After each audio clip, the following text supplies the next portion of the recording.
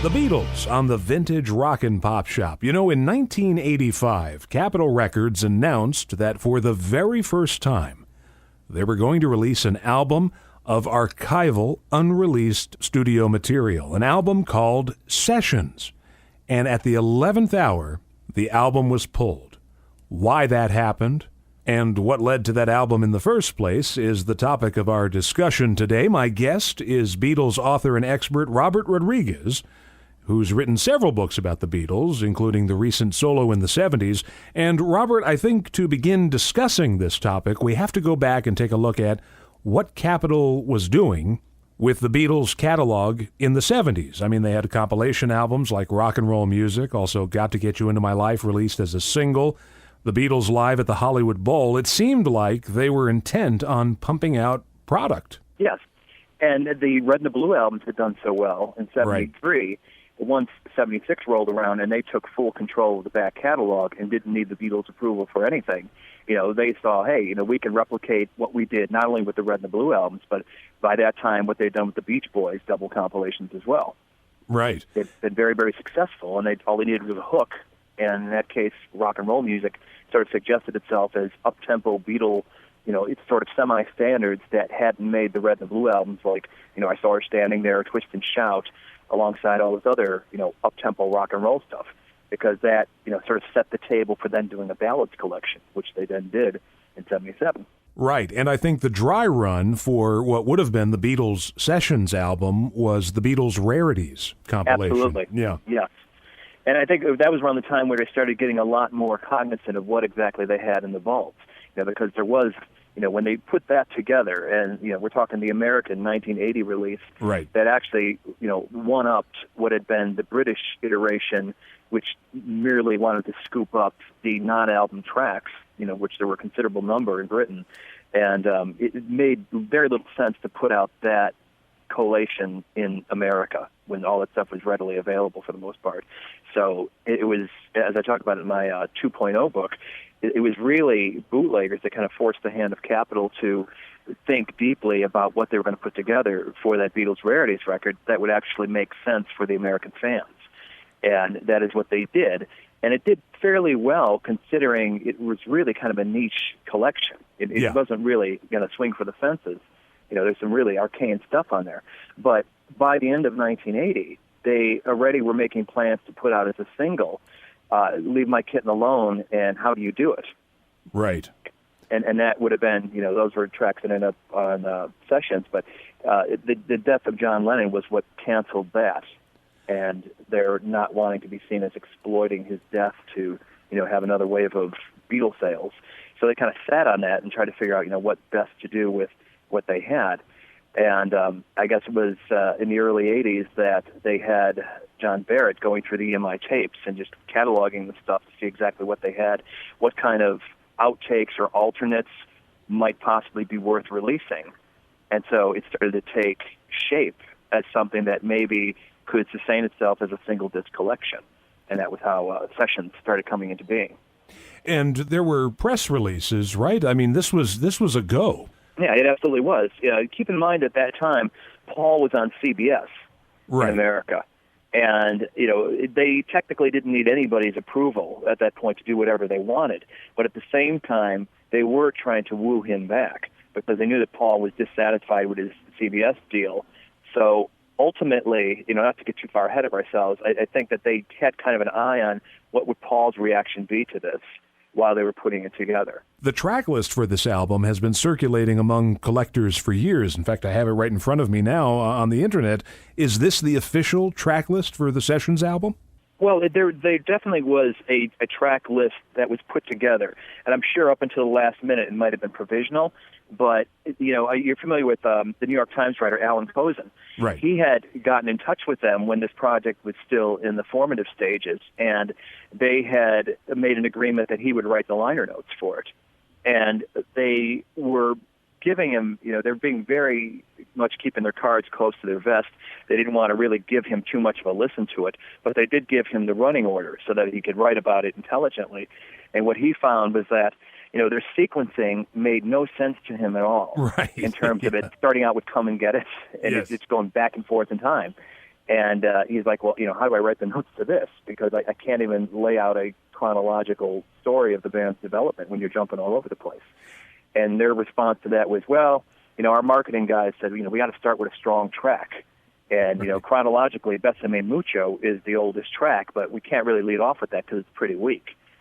And he's like, well, people looking at this in record stores are going to look at the entire track listing and not just stop when they see the first track. Right. So it didn't make any sense to anyone then or now.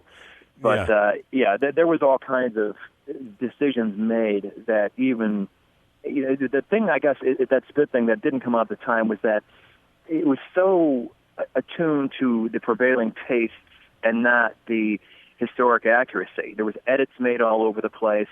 And, the sort of crossfades they had using Christmastime Is Here Again from 67 into Obla Di Obla Da, alternate takes, and Come and Get It. It would have been something that really dissatisfied everybody. And had it gone out at the time and gotten negative reviews and poor sales, it really would have shut the door on all the anthology stuff that followed. It would have been a situation where the fans who had been collecting bootlegs for years would have said, no, you've done it wrong. This is the way that it should be done, Mm-hmm. And the track listing, and I'll just briefly go through it here. Come and Get It, Leave My Kitten Alone, Not Guilty, I'm Looking Through You, What's the New Mary Jane, How Do You Do It? I would assume that would be side one. How Do You Do It was actually the first track on side two. Oh, on side two. Side one ended with Mary Jane, yeah. Wow, okay. Yeah, because What's the New Mary Jane is pretty long. Side two would be How Do You Do It, Besame Mucho, 1 After 909, If You've Got Trouble, That Means a Lot, While My Guitar Gently Weeps, Mailman, Bring Me No More Blues, and Christmastime Is Here Again. Mm-hmm. We have all of these songs now. We have all of these because of the anthology CDs that came out. So what I figured I would do is replicate this album for the audience out there, an album that never came out called Sessions. And I thought what we do is listen to what would have been side one of that album, and then you and I will come back and chat a bit about some of the choices made material-wise and some of the edits maybe that were done on some of this stuff that carried over into the anthology project. So here we go, side one of the never-released Beatles Sessions album. Just let me drop the imaginary needle onto the imaginary record here.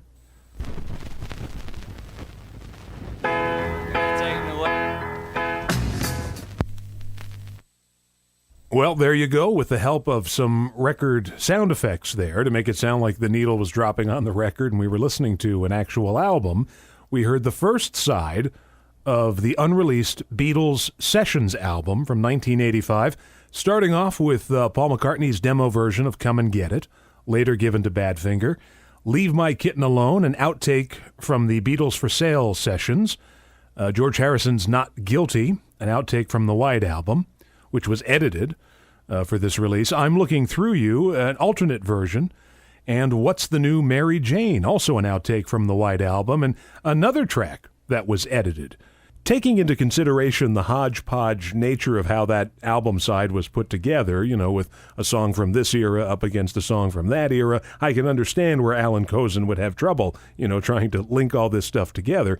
It would have been something of a revelation in 1985 had these songs come out, because the average listener hadn't heard them before, and maybe even the casual Beatle fan didn't know about these songs. But it is interesting to me that these edits were made. Like Not Guilty was supposed to be longer, and it was shortened for this release. And it's even more interesting that these edits carried over into the anthology project.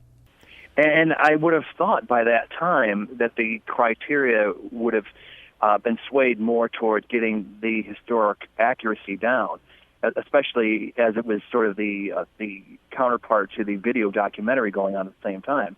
And it was, served as an audio documentary. There was all kinds of rough stuff in there.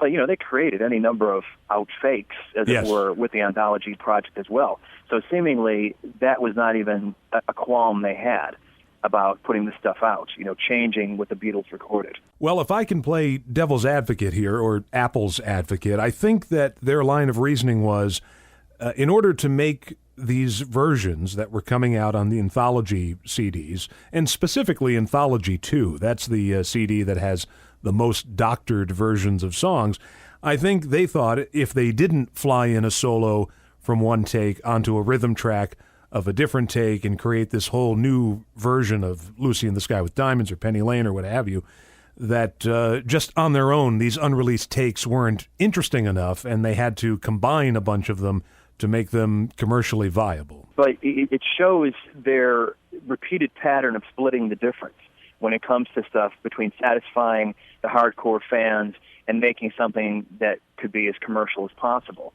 They end up with something that, is going to draw quibbles from all sides. Right. And it really, leads to, well, what can they do that would satisfy everybody? Put out a commercial single disc distillation and then put out extended versions for the hardcores. How would you do that? And maybe they decided, well, it's not really a good business decision to do that, to have two iterations. I don't know.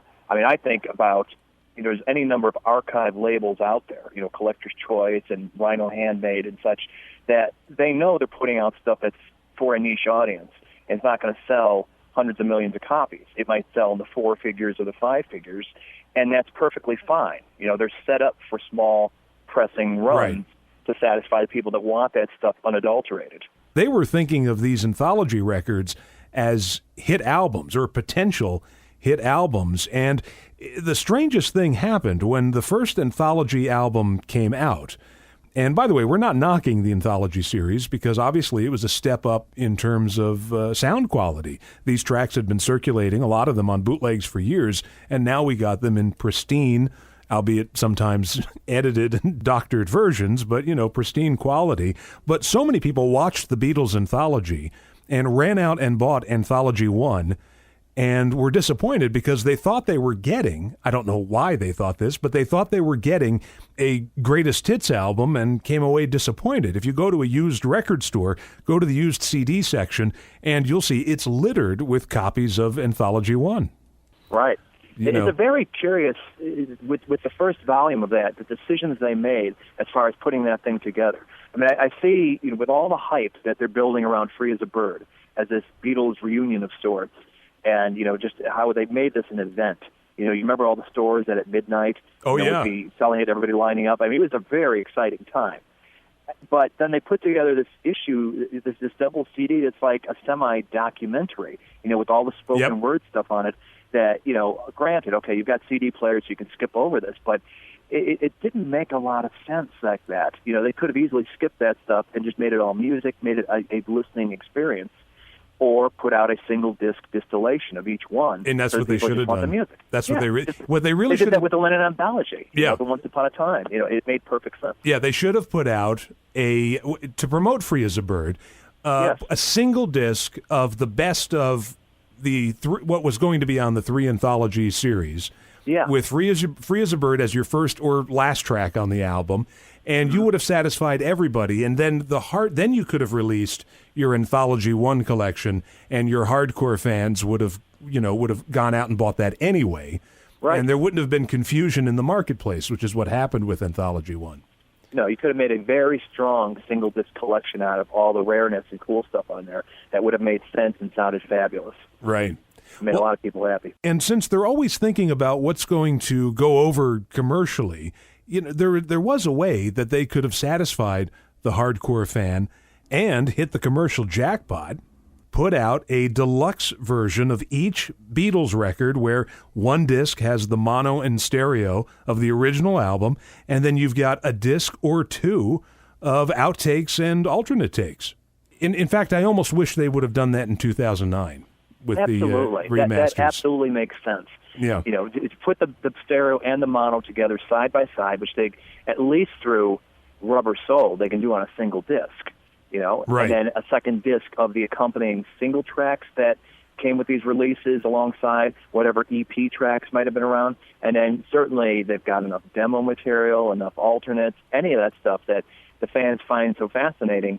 And it would be the perfect package, the perfect value for the money, which once upon a time, the Beatles, that was like their ideal. Right. That was, I guess, it kind of ended with their breakup. And and there's other people that have done that. The Pretenders reissue series and Elvis Costello. Right. There are people doing it, show it can be done, and obviously it's viable because they keep doing it. We just went off on a major tangent about the Beatles Anthology. You can't talk about this Sessions album without, talking about the Beatles Anthology. It's just... It's hard for me to explain. It's a blown opportunity. Yeah, it is. It is. Well, I'll tell you what. We'll take a break. We're coming up to the top of the hour. And when we come back, we'll talk some more about the Sessions album and play Side 2. I know you've been looking forward to it. Side 2 of the unreleased Beatles Sessions album. Stay tuned with our guest, Robert Rodriguez. Welcome to the second half of our conversation with Beatles author and expert Robert Rodriguez, author of such fine books about the Fab Four like Revolver, How the Beatles Reimagined Rock and Roll. And today we're discussing the aborted 1985 Beatles Sessions album. And we heard Side 1 just a little while ago, and we're about to hear Side 2. Just thinking about the title of this record, though, it's not a very imaginative title. I mean, Rarities wasn't either, Well, when you consider what the other titles were considered for Sessions, it seems like the creativity at EMI had really run dry post-Beatles when you're trying to think of names for this. Originally, Sessions, the second to last official title was 1, 2, 3, 4. Yes, yeah, that's right. Yeah, and before that, they had thought seriously about calling it Boot and having on the cover Beatle boots. So it'd be a pun on, bootleg material, but Beatle boots, haha. Right, exactly. All right, so let's hear Side 2 of Beatle Boots, or 1, 2, 3, 4, or what eventually was known as the Sessions album. We'll listen to this in full, and then Robert and I will come back to wrap it all up and tell you why this album didn't come out in 1985. So let me put the imaginary needle on the imaginary record once again here. Oh, a lot of wear and tear on this side.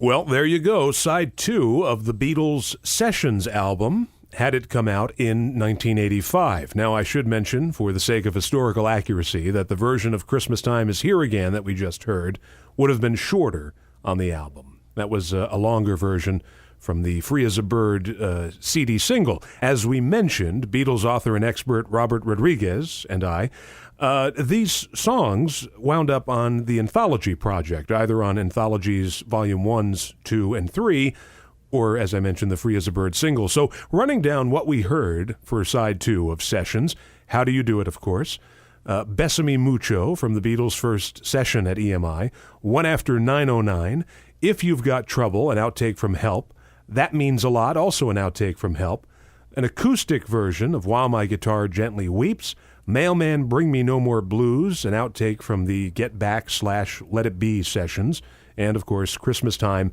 Is Here Again. Well, Robert, now that we've heard the entire album, what, in your opinion, are the standout tracks? As a standout, it's hard to, the one track that had everybody scratching their heads was Leave My Kitten Alone. Why wasn't this on Beatles for Sale? Exactly. Yep. And the top candidate for track to be axed, seemingly universally, has always been Mr. Moonlight. Right. Once you knew that Right. surfaced during the same sessions, it's like, what were they thinking, kind of thing. Yeah. I don't know. Maybe they thought it was one up-tempo John Lennon cover too many. I don't know. Because Mr. Moonlight's got, a totally different vibe from almost anything they ever recorded on it. So maybe that's how it won the day. I don't know. But, yeah, that is a real standout track. I mean, contrary to the received wisdom in the Beatle books that were springing up by that time, where the story was, well, George Martin shoved How Do You Do It down their throats, and they turned it into a performance so badly that it couldn't be released at the time. Well, we know that's not true. Yeah. It's a perfectly listenable take that could have been a single, maybe not a great one, but at least they didn't phone it in. You get the sense that they took it halfway seriously, at least. Yeah. Yeah, I like that. I mean, for me, as much as If You've Got Trouble gets a bad reputation, and certainly, yes, it didn't belong on Help, I don't think it's a horrible song. It's like a work in progress. It's like had they had the will to finish it off with something, it might have turned into something. But even as it is, it's got a bit of charm to it. But as I look at the track listing here, I have to scratch my head over something like "Mailman, Bring Me No More Blues," because it's almost like they need to represent something from the Let It Be sessions, though God knows there was a million other things they could have used that would have been a lot more engaging. Yeah, like All Things Must Pass. Yeah, or Susie Parker. Something up-tempo that fans would have been halfway familiar with. It always was like it was arbitrarily selected, and it's even got sort of the same vibe as Revolution 1. It's like you could have stitched those two together and it'd be like one long song. The bootlegs, of course, came out, so you could hear the entire start-to-finish performance, which doesn't really, there's nothing revelatory about it. It's just a very curious selection that, from our perspective, makes very little sense. Well, taking into consideration the bizarre choices made for the Sessions album, why didn't this record come out in 1985? Why was the whole project shelved? I really think that their ongoing negotiations to win Paul back to EMI while he was on CBS might have been the tipping point for let's kill this. It was something that already they'd been getting some feedback from outsiders that, I don't think you're doing this right. And you couple that with the real added value of getting McCartney signed back to the label, in terms of what it would mean to them in dollars, what would be more, the short-term, whatever sales benefit you're going to get from putting this out and ticking off Paul McCartney or getting him back. And ultimately, I think they opted for the business reasons. While this record suffers from a bizarre track listing and things taken out of chronological order and edits and all that, I still think that this would have been a successful record. I mean, financially, if it had come out in 1985. It definitely would have, it'd be interesting to see if it would have done as well as Rarities. Rarities did fairly well for what it was, but you had some real gold on Sessions in terms of completely unheard of Beatle recordings. Right. I wouldn't necessarily say an LP's worth at that point, but between Leave My Kitten Alone and the acoustics, While My Guitar Gently Weeps, I'm not going to make any claims of greatness for Mary Jane, but then you've got Come and Get It. They could have put Goodbye on there, and there's the alternates of Ola Di Oblada and I'm Looking Through You, and then, weirdness like If You've Got Trouble, right, which is the one thing you can see a mile away why they didn't put it out. It would have been a great value where, their business model tended to be selling people what they'd already sold them several times over. At least you were getting something new. And I think the other value it would have brought, because, right now we are so steeped in Beatle research, through the books that Mark Lewison did, going through the recording sessions, log by log, tape by tape, and all that. So now we've got that down. We didn't have that in the public in 1985. And here was this one disc distillation of what apparently the record label decided was all the worthwhile vault tracks. And for years, it had been all these song titles floating around out there that people believed were actual unreleased Beatles songs. Right. And if they weren't on that record, there was good reason to think, well, maybe they didn't exist. Right. Peace of Mind, Candle Burn, yep. All kinds of things. There was those ones that Martin Lewis made up in a British music magazine in 1971 that people thought were real for years and years. Right. Colliding Circles, yep. Pink litmus paper shirt, things like that. The fact that they didn't come out on Sessions might have gave the Beatle world reason to think that, maybe this is just myth after all. And anyone who knows me knows that's my pet peeve. The phony baloney song titles that went around for years and people believed that these songs existed and it was all made up by mischievous music writers. Well, we have the Sessions album. I mean, in a way, it did come out because all this material wound up on the Beatles Anthology, and that was the last time, that's 20 years ago, where you could walk into a store and buy what up until then had been unreleased Beatles studio material. We haven't seen anything since. What's next? What do you think's coming next? Or is anything coming next? Well, the wild card in this whole thing is that the sort of bootleg dump they did on iTunes late last year. Yep. That everybody felt was done. Well, it's 50 years. The stuff's running out of copyright. Therefore, if they issue it officially, they can renew the copyright on it. And I'm expecting every December, 50 years on, we're going to see, this year will be 1964 recordings and so forth down the line. So maybe they're deciding that's going to be the vehicle for doing this stuff that's going to be of limited appeal. They're getting it out there. They're serving their own interests of getting it back in copyright, but at the same time making it available to anybody who wants it. They're just not putting it out on a CD and with packaging and all that stuff. Right. Maybe that'll be the way they go. But, you talk about other things they haven't released. With the upcoming live documentary that Ron Howard's putting together, that screams a definitive version of the Hollywood Bowl concert. Absolutely. People, again, there's been bootleggers that have put together, taken all the newsreel footage that, these crews were sent to the Bowl in '64 not to document the show, but the ambiance, the screaming, and, there's some stage stuff. And they've synced it to the audio, and it's great, So some cleaned up official remastered version of that would be nice. You've got, the 265 shows, one of which Paul McCartney's mic is not working. Right. It'd be a nice little thing to throw in there as a bonus. The Christmas album suggests itself. Yeah. The Easter demos suggest itself as a nice little Beatles Unplugged package. There are thematic things that make sense. God knows the Let It Be film, which they were ready to pull the trigger on back when Let It Be Naked came out, and then they didn't. That's been remastered in 2 discs. That's just sitting in the shelves waiting to go. The Beatles Promos. Oh, yeah. EMI has been having money problems for years, yet they left all this money sitting on the table. Yeah. And the thing about the live project, the Ron Howard movie, that it's also a perfect opportunity to release Shea Stadium. And Shea Stadium, I know, has been remastered. Yeah. And I know the audio has been remastered. Mm-hmm. So, there's been a stereo mix of the actual soundboard recording that they sweetened for the actual TV film by going back in the studio and fixing a lot of that stuff. Yeah. So it's all there, and it's just sitting there. Yes. Waiting for what? I have no idea. Maybe it'll be a digital dump one day. Oh, let's hope not, because that broke my heart when the bootleg official 63 bootleg came out, and it was just an iTunes dump. That just seemed so sad. Yeah, it's almost contemptuous. Yeah. Robert, it's always great to talk to you.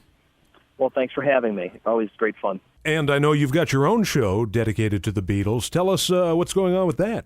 Well, we just put up a new page the other day for the podcast that Richard and I do called Something About the Beatles. Mm-hmm. And we're actually going to be working on another episode tomorrow, but we got about 9 episodes in. We just did a video one, which we recorded at the Fest in August, that had Mark Lewison on the stage with us, debating was Sgt. Pepper the Beatles' creative peak, as John Lennon once said. Right.